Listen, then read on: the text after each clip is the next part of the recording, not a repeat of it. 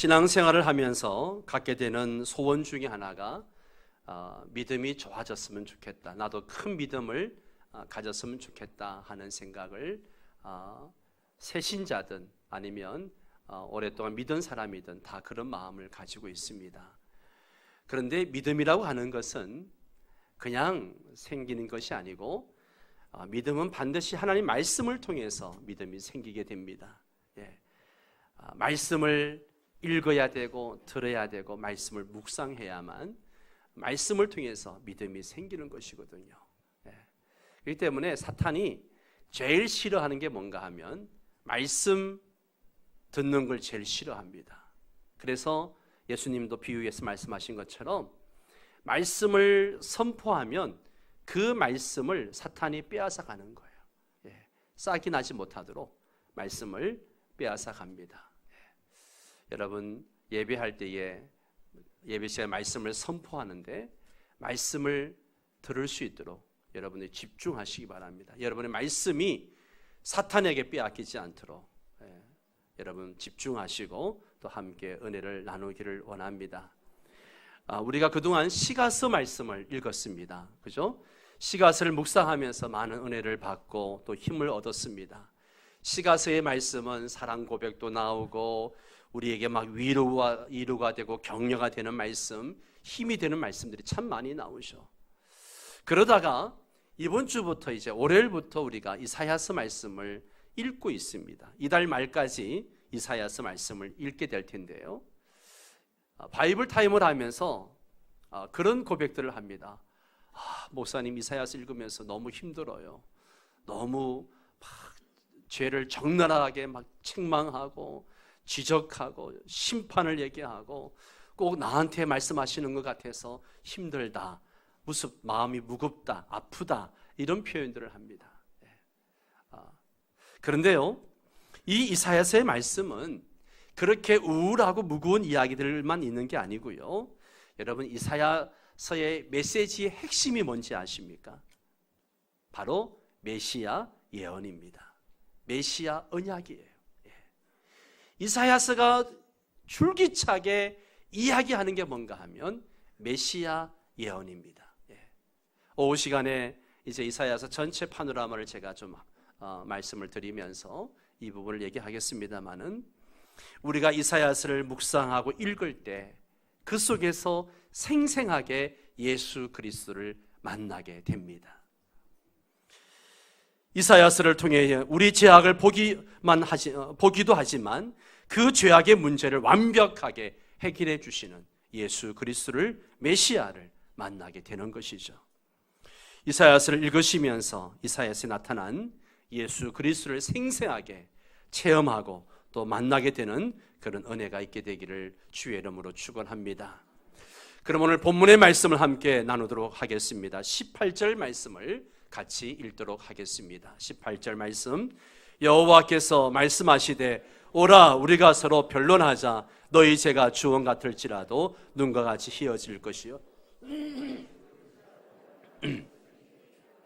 자, 오늘 주님이 우리를 초청하고 계십니다. 하나님은 이스라엘 백성들의 죄악을 낱낱이 고발하신 후에 그들에게 말합니다. 오라 우리가 서로 변론하자 초청하시는 거죠. 변론하자는 말은 논리적으로 한번 따져보자는 거예요. 과연 너희들이 잘하고 있는지 따져보자는 겁니다. 창조주 하나님을 사랑하고 이웃을 사랑하고 있는지 한번 따져보자는 거예요.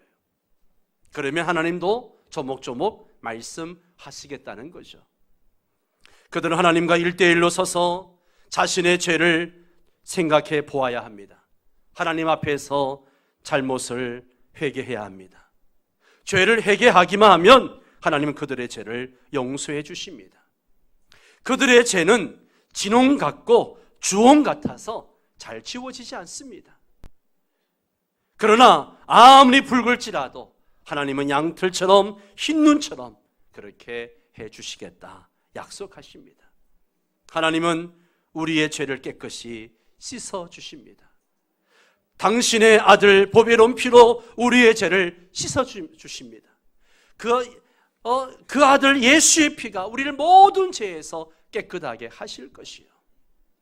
우리가 회개하기만 하면 우리의 과거의 죄악까지도 다 기억하지도 않으시고 용서해 주시는 겁니다. 우리가 우리 자신을 돌아볼 때 정말 치우고 싶은 과거의 죄가 있을 것입니다. 그러나 우리의 힘으로 치울 수 없습니다. 씻는다고 수양을 한다고 되는 것도 아닙니다. 하지만 하나님은 예수 그리스도의 피로 우리의 죄를 깨끗하게 지워주십니다. 새로운 삶을 살게 해 주십니다. 지금까지 내 삶이 온갖 오물로 더럽혀져 있어도 우리를 깨끗하게 하시겠다라고 말씀하십니다. 이 아침 우리를 부르시는 주님의 음성을 듣고 함께 새로워지는 그런 은혜가 있게 되기를 축원합니다.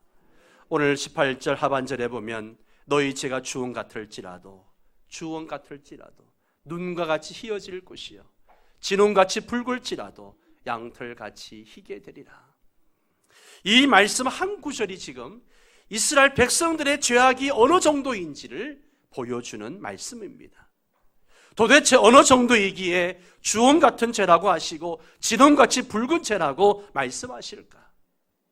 2절에서 9절에 보면 그들의 죄가 얼마나 심했는지를 구체적으로 볼 수가 있습니다. 2절 말씀을 보십시오. 하늘이여 들으라, 땅이여 귀를 기울이라. 여호와께서 말씀하시기를 내가 자식을 양육하였거늘 그들이 나를 거역하였도다. 하나님, 이사야는 하늘과 땅을 향하여 외칩니다. 이사야가 전하는 하나님의 말씀은 하늘도 알고 땅도 아는 명명백백한 사실이라는 거예요.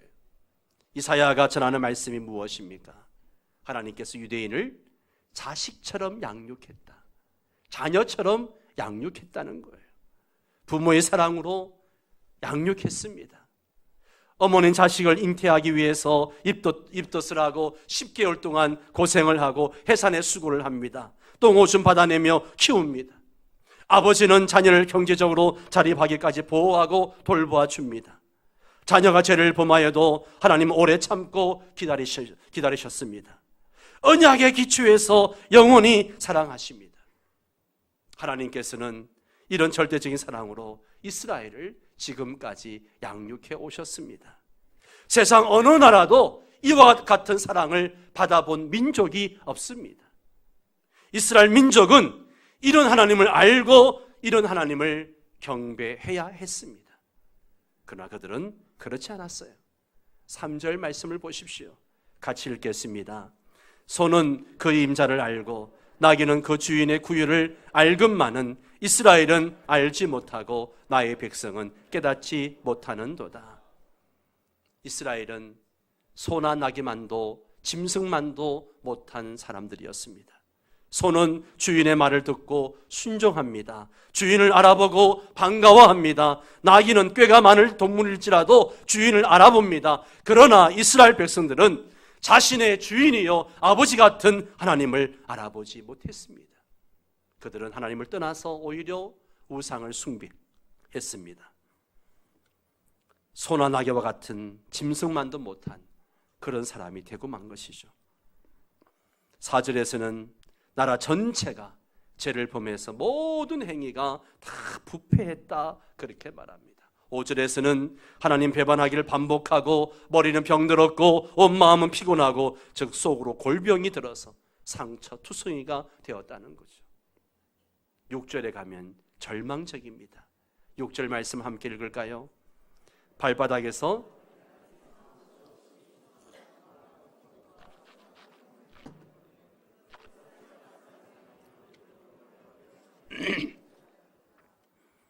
하나님은 사랑하는 자녀를 징계하십니다.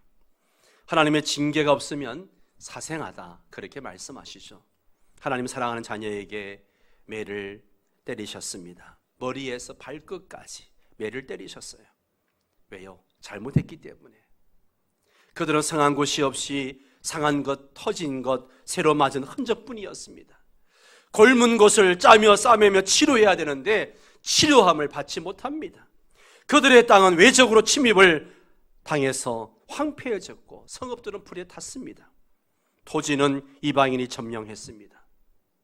그 땅을 재건도 하지 못했습니다. 그런데 또다시 외적이 침입을 합니다. 하나님은 아람 왕과 북이스라엘 연합군을 보내서 유다를 징계했습니다. 아람 왕은 하루 동안에 용사 12만 명을 죽였습니다. 왕자와 국내 대신과 총리가 죽었습니다. 그리고 많은 사람이 포로로 붙잡혀갔습니다. 북이스라엘도 유다의 많은 사람을 죽이고 무려 20만 명을 포로로 잡아갔습니다. 하나님은 그들이 회개하고 돌아오기를 바라셨습니다. 그래서 때리신 거예요. 그러나 유다 백성들은 이렇게 매를 맞으면서도 회개하지 않았습니다. 이들은 더욱더 패역했습니다. 하나님은 이들에게 다시 매를 드셨습니다. 이번에는 블레셋과 에돔을 보내가지고 이들을 징계하십니다. 블레셋 사람들은 유다의 평지와 남방의 성읍들을 침략해서 베스메스와 아야열과 그데럭과 소고와 딥나와 김소와 그 동네들을 불사르고 점령을 했습니다. 그래도 이들은 회개하지 않습니다. 유대인들은 하나님을 의지하는 대신에 당시의 강대국인 아수르를 의지했습니다. 히스기야 왕은 아수르 왕에게 성전과 곳간의 모든 보물을 다 뇌물로 갖다 바쳤습니다. 그리고 아하스 왕은 아수르 신들을 가지고 와서 섬기고 분향했습니다.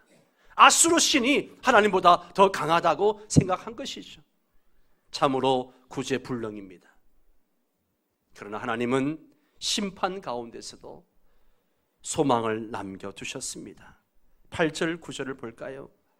딸 시온은 포도원의 망대같이 원두막의 상징막같이 애워싸인 성읍같이 겨우 남았도다. 만군의 여호와께서 우리를 위하여 조금 남겨두지 아니하셨다면 우리가 소돔 같고 고모라 같았었으리라. 하나님은 징계 중에도 이스라엘을 남겨두셨습니다. 완전히 심판하지 아니하시고 포도원의 망대처럼 참외밭의 원두막처럼 조금 남겨두셨습니다. 하나님은 이스라엘 백성에게 은혜로 남은 자를 주셨습니다. 그 남은 자를 통해서 다시 이스라엘을 회복시키시고 더 나아가서 그 남은 자를 통해서 메시아를 이 땅에 보내시기를 원하셨던 것이죠. 하나님은 메시아를 통하여 이스라엘과 세계 만민을 구원하고자 하셨습니다. 하나님은 이스라엘을 거룩한 나라, 제사장 나라로 쓰시기 위해서 징계하셨습니다. 하나님은 사랑하는 자를 징계하십니다. 사랑하시기 때문에 때로는 심하게 때리기도 하십니다. 때로 우리가 살다 보면 여러 가지 고난과 역경을 만날 때가 있습니다. 그럴 때 여러분, 하나님이 나를 징계하시는 것이 아닌가? 내가 하나님 앞에 회개해야 될 것이 무엇이 있는가? 돌아볼 수 있는 지혜로운 자가 되시기 바랍니다. 사랑하시기 때문에 우리의 고난을 주시는 거죠. 그러나 죽기까지 때리지는 않습니다. 7절에서는 이러한 이스라엘의 상태를 황폐라고 하는 한 단어로 표현하고 있습니다. 전쟁으로 인해 가지고 마을이 불타고 사람들이 죽고 땅은 황폐해졌습니다. 지금 이스라엘의 영적인 상황이 바로 황폐라는 한마디로 정리되고 있는 것입니다. 성도 여러분, 행여나 지금 내 마음의 상태가, 내 영적 상태가 황폐해져 있지 않는지 돌아볼 수 있기를 바랍니다.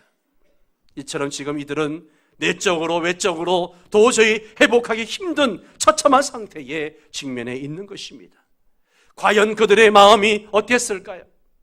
답답하고 길이 보이지 않고 수치감과 죄책감이 그들을 압박해오고 너무나 비참하고 초라한 모습인 것이죠. 지금 하나님께서 황폐해질 대로 황폐해진 이스라엘에게 그들을 징계만 하시는 것이 아니라 지금 소망의 말씀을 주고 계십니다. 우리 한번 19절 말씀을 같이 읽을까요? 19절을 같이 읽습니다. 너희가 즐겨 순종하면 땅의 아름다운 소산을 먹을 것이요. 아멘. 아멘. 여기서 아름답다라고 하는 것은 가장 좋은 것을 의미하는 것입니다. 그리고 소산은 쉽게 말하면 수확물을, 열매를 의미하는 것이죠.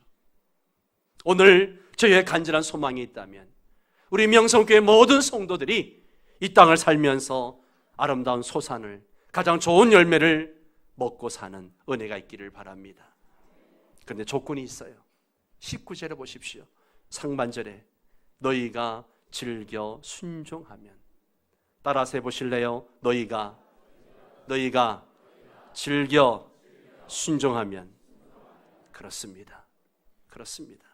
즐거운 마음으로 기꺼이 순종할 때 가능하다는 거예요. 우리가 즐거운 마음으로 순종하면 이 땅의 아름다운 열매, 가장 좋은 열매를 맺게 될 것이다. 그렇게 말씀하고 계십니다. 순종의 3대 원칙이 있습니다. 순종의 3대 원칙 뭔지 아십니까? 따라서 합니다. 즉시, 온전히, 기쁘게. 순종은 즉시 해야 됩니다.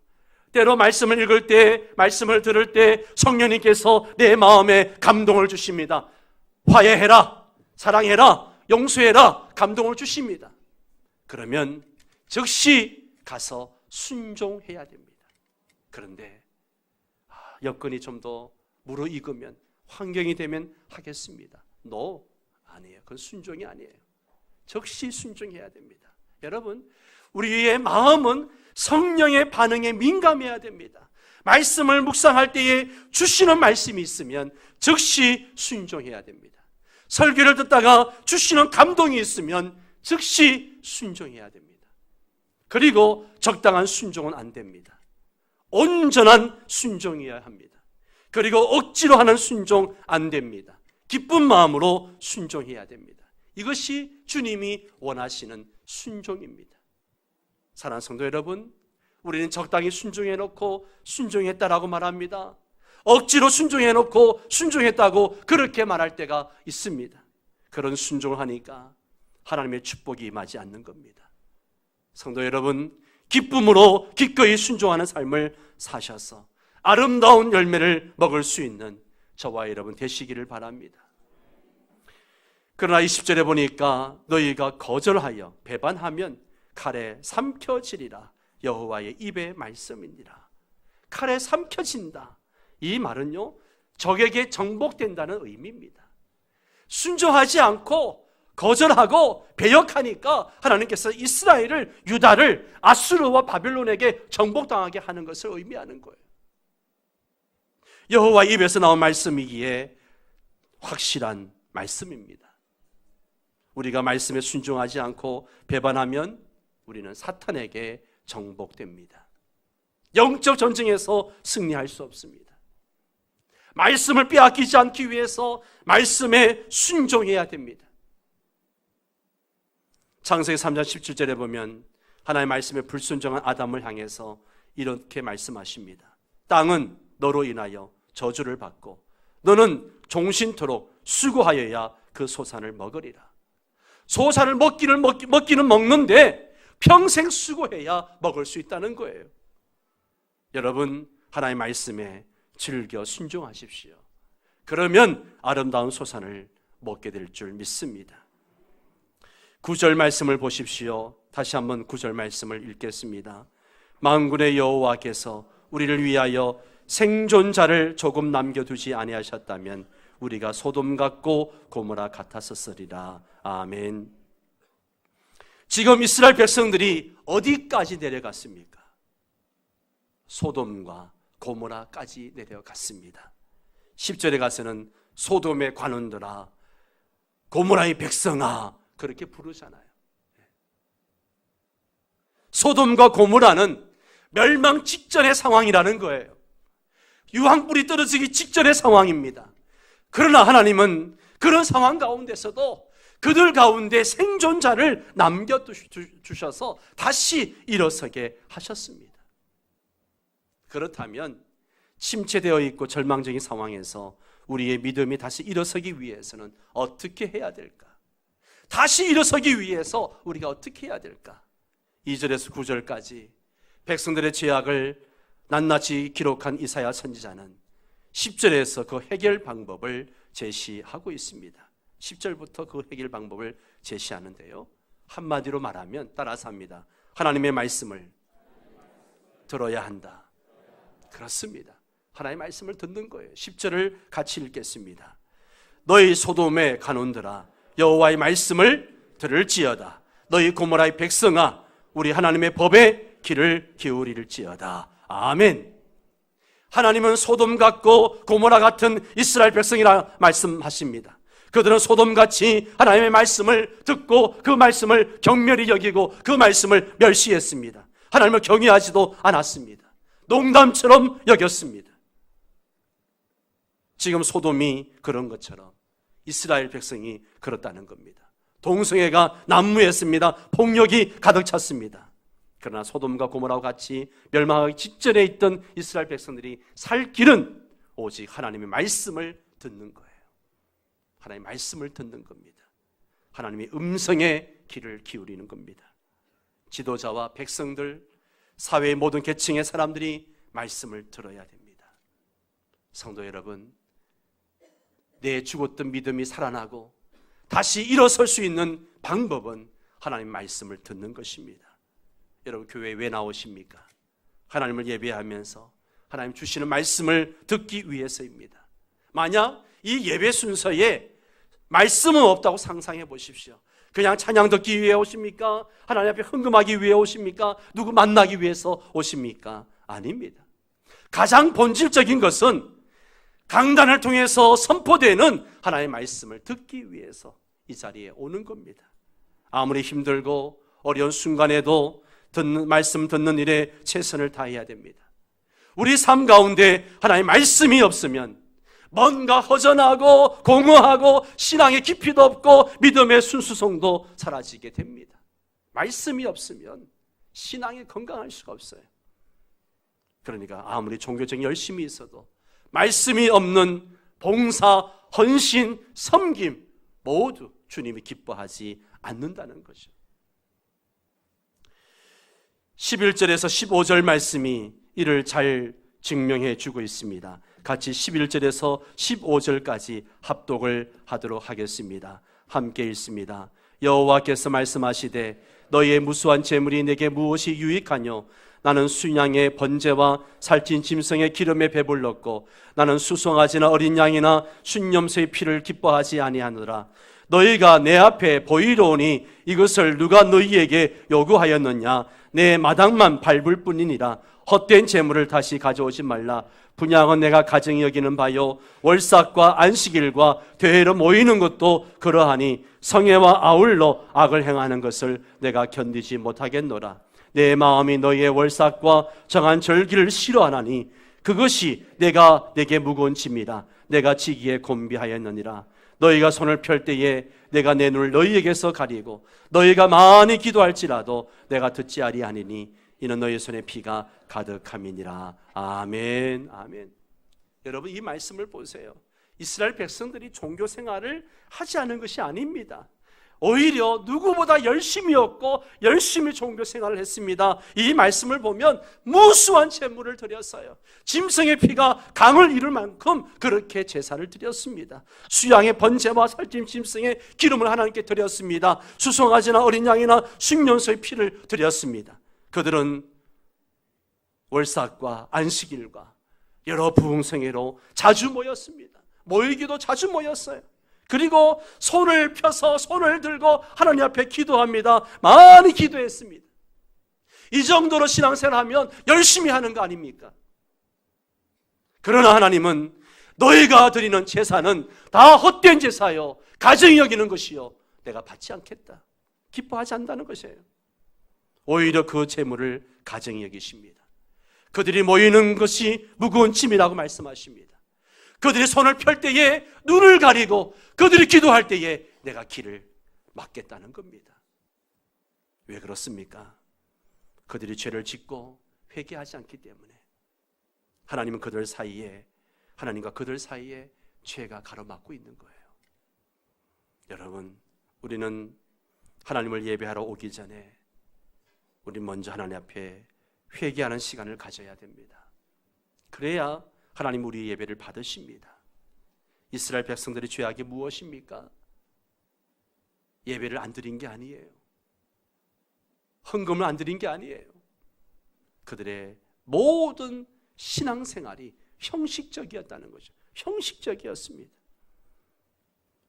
그들이 보이러 온다, 마당만 밟을 뿐이다, 이 말씀을 통해서 우리가 알 수 있습니다. 보이러 오는 거예요. 보이러 오는 거예요. 사람에게 보이러 오는 거예요. 사람에게 인정받고 사람에게 칭찬 들으려고 오는 겁니다. 마당만 밟는다는 거예요. 마음이 없는 형식적인 신앙생활을 말하는 것이죠. 신앙생활은 하나님 앞에서 하는 겁니다. 따라서 합니다. 신앙생활은 하나님 앞에서 하는 것이다. 저는 이제 막 신앙생활 하시는 분들에게 꼭 말씀을 드리고 싶습니다. 교회도 사람들이 모인 곳이기 때문에 사람을 바라보면 실망할 수밖에 없어요. 여기 서 있는 목사도 마찬가지고 우리 장로님들 마찬가지고 우리 성도들도 완벽한 사람들 아니에요. 연약함이 있고 부족함이 있습니다. 신앙생활은 사람을 보고 하는 것이 아니고 하나님 보고 하는 거예요. 하나님 앞에서 하는 겁니다. 예. 여러분 같이 공동체 생활하다 보면 저분이 왜 저럴까? 그런 생각이 들 때도 있어요. 그것 때문에 시험 들고 그것 때문에 여러분 마음 아파하지 마세요. 여러분만 손해입니다. 하나님 바라보세요. 하나님 바라보세요. 하나님의 살아계심과 상주심을 믿고 하는 것입니다. 그러나 그들은 신앙생활을 사람들이 보이기 위해서 했다는 거예요. 사람들이 뭐라고 할까봐 예배 나오는 거예요. 사람들이 뭐라 할까봐 제사를 드리고 사람들이 뭐라 할까봐 절기 때마다 나와서 얼굴 보이고 하는 거예요. 사람들이 뭐라 할까봐 헌금을 드립니다. 마음 없이 하나님을 예배하는 성도들은 하나님을 헛되이 예배하는 자다, 섬기는 자다, 그렇게 말하고 있습니다. 하나님은요 행위도 보시지만 더 중요한 것은 그 마음을 보시는 분이십니다. 우리의 마음과 행위를 함께 예배를 드려야 됩니다. 하나님은 제물만 받으시는 분이 아니라 사람도 함께 받으십니다. 우리가 매주마다 예물을 드립니다. 이 예물을 드릴 때에 우리의 마음도 함께 드릴 수 있어야 됩니다. 그들의 죄악은요 한마디로 사랑이 없는 거예요. 그들은 하나님을 사랑하지 않고 형제 자매를 사랑하지 않았습니다. 오늘날 성도들이 예배를 너무 소홀히 하고 가볍게 여기는 그런 모습들이 있습니다. 새벽에도 함께 이 문제를 가지고 같이 기도하면서 참 마음이 아팠습니다. 왜 현대 교인들이 예배를 소홀히 할까? 왜 예배 하나님 앞에 나오는 것을 가볍게 생각할까? 자기 편리한 대로. 우리가 예배에 상습적으로 늦게 오는 것, 또 하나님 앞에 예물을 드릴 때 준비 없이 드리는 것, 이런 것은요 하나님께서 슬퍼하시는 겁니다. 슬퍼하시는 거예요. 정말 우리가 하나님 앞에 나올 때에 몸과 마음을 가다듬고 정성을 다해서 하나님을 예배해야 됩니다. 찬양할 때에 열정적으로 온 힘을 다해 찬양하고요. 누가 대표 기도하면 같이 마음을 모아서, 내가 다 하는 기도는 아니지만 같이 마음을 모아서 아멘 아멘 송으로 화답을 하면서 기도해야 되고요. 찬양대가 찬양을 하면 같이 마음을 모아 찬양을 올려드려야 되고, 말씀이 선포되어지면 나에게 하는 말씀이라 생각하고 그 말씀에 집중하고 주의 뜻이 무엇인가 분별하기 위해서 애를 써야 됩니다. 예배를 한 주간 준비해야 됩니다. 그런데 토요일 밤 늦게까지 먹고 마시고 그냥 취하고 놀고 게임하다가 주일날 와서는 그냥 예배 드리는데 밤새 늦게까지 있었으니까 졸고 앉았고 딴 데 그냥 신경 쓰고 있고, 그런 것은 하나님 기뻐하지 않습니다. 여러분, 주의 날 예배하기 위해서 미리 토요일 저녁부터 준비하는 거예요. 성경적 시간 개념으로 하루가 언제부터 언제까지입니까? 해질 때부터 그 다음 해질 때까지예요. 그럼 주일은 토요일 저녁부터 오늘 해질 때까지 주의 날입니다. 여러분, 토요일 저녁을 주말이라 해가지고 그냥 밤늦게까지 먹고 마시고 놀고 그렇게 해서는 안 됩니다. 준비된 마음으로 예배를 드려야 됩니다. 아벨처럼 우리의 가장 좋은 것을 하나님께 드려야 됩니다. 16절 17절에 하나님이 요구하시는 것은 한 가지입니다. 함께 읽을까요? 너희는 스스로 씻으며 스스로 깨끗하게 하여 내 목전에서 너희 악한 행실을 버리며 행악을 그치고 선행을 배우며 정의를 구하며 학대받는 자를 도와주며 고아를 위하여 신원하며 가부를 위하여 변호하라 하셨느니라. 한마디로 사랑으로 하라는 거예요. 하나님을 사랑하고 이웃을 사랑하라는 것입니다. 그런데 사랑이 없습니다. 그들의 예배와 봉사와 섬김에 사랑이 없습니다. 모든 게 형식적이라는 거예요. 사랑으로 하지 않는 게 죄입니다. 사랑으로 하지 않는 게 죄예요. 그래서 하나님은 18절에서 다시 한번 우리에게 기회를 주시며 초청하시면서 말씀하십니다. 우리 다 함께 일어나서 이 18절 말씀을 읽을까요? 다 함께 일어나서 18절 말씀을 함께 읽겠습니다. 하나님의 말씀이십니다. 여호와께서 말씀하시되 오라 우리가 서로 변론하자. 너희 죄가 주홍 같을지라도 눈과 같이 희어질 것이요 진홍같이 붉을지라도 양털같이 희게 되리라. 아멘. 한 번 더 읽습니다. 여호와께서 말씀하시되 오라 우리가 서로 변론하자. 너희 죄가 주홍 같을지라도 눈과 같이 희어질 것이요 진홍같이 붉을지라도 양털같이 희게 되리라. 아멘. 함께 찬양하겠습니다.